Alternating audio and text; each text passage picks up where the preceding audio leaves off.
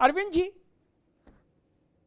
जिस आधार पर यह कहा जाता है कि पुराने विवाद मत दोबारा से जीवित करिए, इससे गंगा जमुना को नुकसान होगा, भाई और चारा को नुकसान होगा, मुकदमा नहीं करिए, कोई अपने संवैधानिक अधिकार को छोड़ दीजिए कि कोई विवाद हो तो अदालत की शरण में जाओ। उसी तर्क के आधार पर वक्फ बोर्डों को कोई नेता, कोई दल समझाइश देने को तैयार नहीं। न सपा, न बसपा, न कांग्रेस, न जनता, न आरजेडी, न टीएमसी, कि भैया रहन दो, अब दादा रे दादा रहन दो। क्या बुलडोजर चला दोगे पूरे देश पर? एक मौलाना साहब कह रहे थे कि ये पार्लियामेंट, ये इंदिरा गांधी इंटरनेशनल एयरपोर्ट, ये भी वक्फ की जमीन है, लो कर लो बात। उनसे कोई ये नहीं कहता कि इससे गंगा जमुना को नुकसान होगा, लेकिन बदायूं की मस्जिद पर कोई रामलाल जाके मुकदमा कर दे और अदालत से कहे हुजूर इसकी जांच करा लो, तो बोले ये पूरा देश तोड़ने का साजिश हो रही है। देखिए, ये वक्फ बोर्ड के जो समर्थक लोग हैं ना, और जो वक्फ बोर्ड है, अंदरूनी उनका विचार तो यह है कि पूरा हिंदुस्तान उनका है, क्योंकि मुस्लिम बादशाहों ने इस हिंदुस्तान पे शासन किया है। तो गाहे बगाहे उनका उद्देश्य यही रहता है कि हमारे कब्जे में आना चाहिए। और वो ये भी कहते हैं कि पाकिस्तान, बांग्लादेश तो हमने बंटवारे में लिया और बाकी को जिहाद से लेंगे। और ये सच्चाई है, पूरे विश्व में एक जिहाद चल रहा है इस्लाम का। हिंदू ने कोई जिहाद नहीं चलाया है। हिंदू कहता है हमारा भी सही है, तुम्हारा भी सही है, लेकिन इनके कट्टरपंथी कहते हैं कि केवल हमारा ही सही है, और हमारे सही को जो नहीं मानता है उसको जीने का अधिकार नहीं है, उसको काट दिया जाना चाहिए। मैं 2 लाइन की अटल जी की कविता मैं पढ़ूंगा। हिंदुओं पे आरोप लगा रहे थे हमारे अशोक जी। अटल जी लिखते हैं कि गोपाल राम के नामों पर कब हमने अत्याचार किया, कब दुनिया को हिंदू करने घर घर में नरसंहार किया। कोई बतला दे काबुल में जाकर कितनी मस्जिदें तोड़ी, भूभाग नहीं सत मानो हृदय जीतने का निश्चय, हिंदू तन मन हिंदू जीवन, रग रग हिंदू मेरा परिचय। तो हिंदू किसी का धर्म स्थान नहीं तोड़ता है, उसके जो टूटे हैं उनकी मांग संविधान के द्वारा जो प्रक्रिया है न्यायालय जाके मांग करने की, उसके तहत यदि वो मांग कर रहा है तो उसको दोषी ठहराया जा रहा है कि तुम दोषी हो, तुम शांति भंग करना चाहते हो। ये वही बात हो गई कि आप मेरे मकान पे कब्जा कर लीजिए और मैं कोर्ट जाऊं तो मुझे समझाया जाए भाई तू कोर्ट मत जाना, कोर्ट जाओगे तो भाईचारा बिगड़ेगा। समाजवादी पार्टी चाहती नहीं है कि संविधान के प्रावधानों के तहत हिंदू कोर्ट जाए, और दूसरे तरफ जो गैर संवैधानिक व्यवस्था के तहत वक्फ बोर्ड की स्थापना हुई है, वो कुछ भी करे उसका साथ पूर्ण माप है।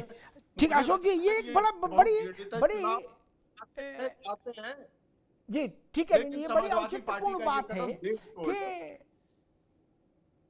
कोई भी व्यक्ति अपनी संपत्ति, अपने उस अधिकार की रक्षा के लिए कोर्ट जा सकता है, इस पे तो कोई रोक नहीं लगा सकता, ना पार्लियामेंट ना कोई। ठीक, ये तो भारत के संविधान का बेसिक राइट है जो कॉमन आदमी को मिला है। ठीक, सरकार ये मुकदमा दायर करे कि बदायूं में नीलकंठ महादेव है मस्जिद के नीचे, तो चिंता की बात है कि सरकार का विषय ये नहीं। सरकार का विषय ये है कि अदालत जो निर्णय दे उसको लागू करा दीजिए। अयोध्या में मंदिर सरकार ने नहीं बनाया अशोक जी, सरकार से अठन्नी नहीं गई। अयोध्या से का मंदिर भारत के करोड़ों करोड़ लोगों ने बनाया है। गरीब ने भी दिया, अमीर ने, पूरे विश्व भर से आया है। फिर क्या समस्या है? और दूसरी ओर वक्फ जैसे एक बिल्कुल जो है ना कि अभयारण्य में एक दौड़ रहा है, बिल्कुल सबको तहस नहस करके, बोले दौड़े रहो बेटा, इसी गंगा जमुना मजबूत हो रही है।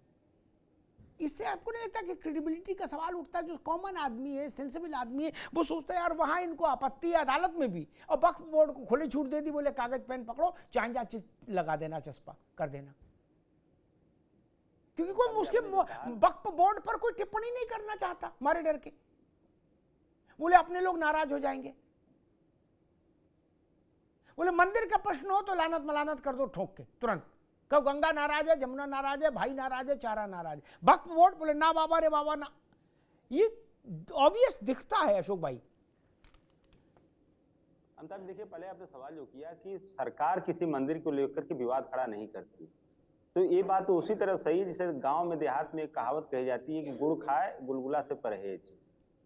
तो इसमें कुछ कहना सुनना है नहीं, सबको पता है ये सरकार के इशारे पे सरकार के लोग सरकारी मशीनरी का दुरुपयोग करके इस तरह का आए दिन विवाद खड़ा कर रहे हैं। ये ब्रैकेट में आप कर सकते हैं चाहे तो।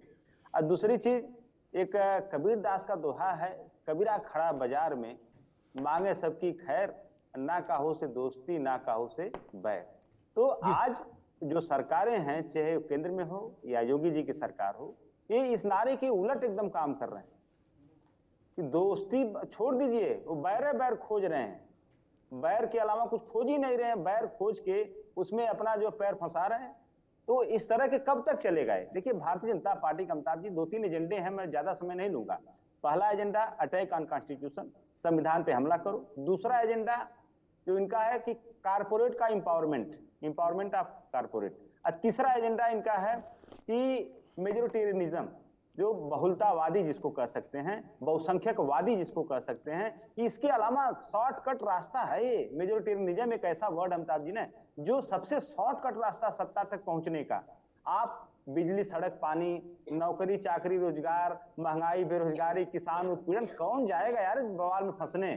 छोड़ो ये सब, आप सीधे मेजोरिटेरियनिज्म की पॉलिटिक्स करो, बहुलतावाद की पॉलिटिक्स करो, हिंदुओं को दिमाग में जहर घोलो, उनको धर्मांध बनाओ। ठीक है अशोक भाई, बवाल जो है कुर्सी पे टांग दो और सीधे सत्ता का रास्ता प्रशस्त हो जाता है।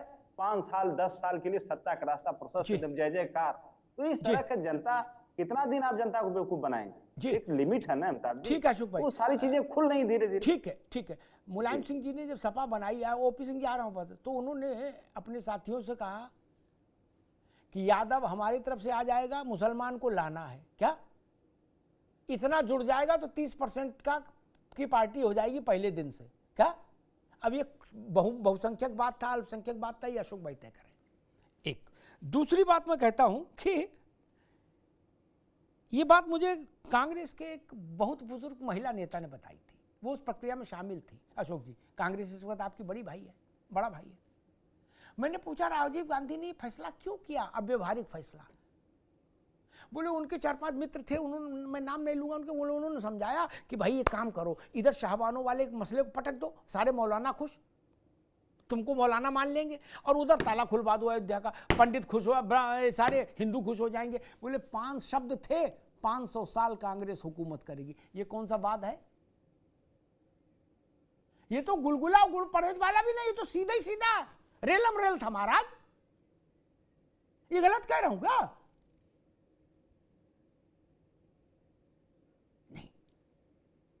अगर सोमनाथ वाला उदाहरण सामने रखकर नेहरू जी ने ये समस्या समाप्त कर दी होती, वो तो सोमनाथ के ही खिलाफ थे। उनको तो इसी बात से तकलीफ थी कि सोमनाथ का पुनरुद्धार क्यों हो रहा है। लो कर लो बात। भारत का प्रधानमंत्री, पाकिस्तान के तो थे नहीं वो, उनको इस बात से तकलीफ कि सोमनाथ का पुनरुद्धार क्यों हो रहा है, और फिर इस बात से नाराजगी कि राजेंद्र बाबू क्यों जा रहे हैं। बोला किसी भी गुड्डू पप्पू से करा दो, छोटा सा मामला है सोमनाथ। आनंद भवन में रंगाई पुताई भी हो तो राष्ट्रपति जाए। सोमनाथ क्या है? रामनाथ सोमनाथ उनके लिए तो बराबर। कोई ये भी समझ लियो कि रामनाथ का भाई है सोमनाथ क्या? तब ये चिंतन नहीं किया। चिट्ठियां हैं अशोक भाई, चिट्ठियां हैं नेहरू जी की नाराजगी की राजेंद्र बाबू से। आज राजेंद्र बाबू का स्मरण दिवस है, मेरे जहन में वो इस चिट्ठियां सेव्ड है। राजेंद्र बाबू ने क्या अद्भुत उत्तर दिया था, अब समय नहीं तो मैं उसका विश्लेषण यहां करता। क्यों नहीं सुलझाया? आपके लिए सोमनाथ, कांग्रेस के लिए सोमनाथ वैसे ही था जैसे कोई प्राइमरी स्कूल है। ये धारणा है क्या? ओपी सिंह जी, मैं समझ ये पाया कि भाई वक्त पर नहीं बोलेंगे, लेकिन पूरे देश के हर व्यक्ति को अपने इस संवैधानिक अधिकार को छोड़ देना चाहिए कि वो किसी भी विषय पर अदालत का फैसला मांगने के लिए न्यायालय की कुंडी खटखटा सकता है। मुझे ये बात समझ में आई अभी तक इतनी बहस से कि ये राइट खत्म कर देना चाहिए, तो ये तो पार्लियामेंट से ही खत्म हो सकता है। जी, आपको याद होगा ताज जी की जब लोग कहते थे, मैं ये तो कहूंगा भारतीय जनता पार्टी के भी नेता कहते थे कि जब केंद्र में और प्रदेश में हमारी सरकार बन जाएगी तो अयोध्या में राम मंदिर का निर्माण होना आसान हो जाएगा। बन गई, जनता ने बना दिया। फिर इन लोगों ने हमारे ऊपर तंज कसना शुरू किया कि राम लला हम आएंगे, मंदिर वहीं बनाएंगे, तारीख नहीं बताएंगे। क्या करेंगे? तंज कसते थे कि तारीख नहीं बताएंगे, ये झूठ बोलते हैं। हर चुनाव में कहते हैं कि रामलला का मंदिर बनाएंगे। हम कहते थे कि सुप्रीम कोर्ट में ये चल रहा है मामला, न्यायालय का जो आदेश होगा वो हमारे लिए मान्य होगा। हाँ, हम जो बाधा होगी उसको दूर करने के प्रयास करें। बाधा होगी कि मतलब कांग्रेस पार्टी, सबसे बड़ी पार्टी कांग्रेस, उसने अपने सबसे बड़े नेता कपिल सिब्बल को खड़ा किया और कह दिया कि यार तुम सीधे सीधे बोल दो कि राम काल्पनिक पात्र है, अयोध्या में जन्मे नहीं लिए, बल्कि यह कह दो कि मक्का मदीना में जन्म लिए, अयोध्या में जन्म नहीं लिए। और कितनी लड़ाई चली। न्यायालय का जो आदेश हुआ दोनों पक्षों ने माना। आज ज्ञानव्यापी का मैटर चल रहा है, न्यायालय के हवाले है। हम कहते हैं कि न्यायालय जो करेगा, लेकिन जिन लोगों ने पिटीशन दाखिल किया न तो वो भारतीय जनता पार्टी के हैं, न आरएसएस के हैं, न विश्व हिंदू परिषद के हैं, न बजरंग दल के। ज्ञानवापी में जिन लोगों ने दाखिल किया है वह उसके सैकड़ों साल पुराने पुजारी हैं और वही हालत हर जगह की है। तो या तो आप क्या कह दीजिए कि आपका अधिकार समाप्त है कि आप न्यायालय नहीं जा सकते, उसी प्रकार से नहीं जा सकते कि इस देश में एक वक्फ बोर्ड बना है, वो जिस जमीन को देख दिया उसकी है, आप उसके लिए न्यायालय में नहीं जा सकते। देश की आजादी के 75 साल हो गए, इस देश के अंदर 2 न्यायालय चलेगा, 2 संविधान चलेगा और उसी के तरफ वक्फ बोर्ड जो है कांग्रेस चलवा रही है और वो चाहते हैं कि वो चले। जबकि हमारे संविधान में धर्म के आधार पर न तो आरक्षण है, न धर्म के आधार पर न्यायिक प्रक्रिया। भारतीय जनता पार्टी यही सुधार कर रही है कि इस देश में जिस भी धर्म में आप जन्म लिए हो, चाहे हिंदू हो, चाहे मुसलमान हो, चाहे सिख हो, चाहे ईसाई हो, चाहे बौद्ध हो, चाहे जैन हो, सबके लिए संविधान और न्यायिक प्रक्रिया एक है। लेकिन समाजवादी पार्टी, कांग्रेस नहीं, ये तो भारतीय जनता पार्टी, उदय प्रताप नहीं, कल वो बीएचओ को कह दे कि यह बीएचओ वक्फ बोर्ड की जमीन है तो एक बार भी ये दोनों दल के प्रवक्ता चू नहीं करेंगे। क्यों नहीं चू करेंगे? अरे भैया ये हमारा वोट बैंक है। ठीक है ओपी सिंह जी, अभी रुकना होगा, समय कम है, समय कम है और उसी तरह से नहीं जा ठीक है ओपी सिंह जी, अभी उदाहरण देता हूँ, एक उदाहरण और देख करके मैं अपनी बात समाप्त करता हूँ। हमसे लड़ते थे अयोध्या के मामले में, कहते थे आप ही राम भक्त थोड़े हो, राम भक्त हम भी है। कांग्रेस वाले भी कहते थे हम भक्त हैं, और अशोक यादव तो सीना तान के ठोक के कहते थे कि हम भी भक्त। 1947 से अशोक यादव जी कांग्रेस, समाजवादी पार्टी, वामपंथी दल, बसपा, टीएमसी जितने दल हैं, उसका कोई एक बड़ा नेता आज तक अयोध्या में आराध्य देव भगवान मर्यादा पुरुषोत्तम राम का केवल इस डर से दर्शन करने नहीं गया कि कहीं मुसलमान नाराज न हो जाए। जब इसका 22 जनवरी को हो रहा है, ओपी सिंह जी अभी रुकना होगा भाई, अब रुक, ठीक ओपी सिंह जी अभी रुकना होगा। 22 जनवरी बीते, आज कै साल हो गए? जी ठीक, 1 साल होने जा रहा है। जी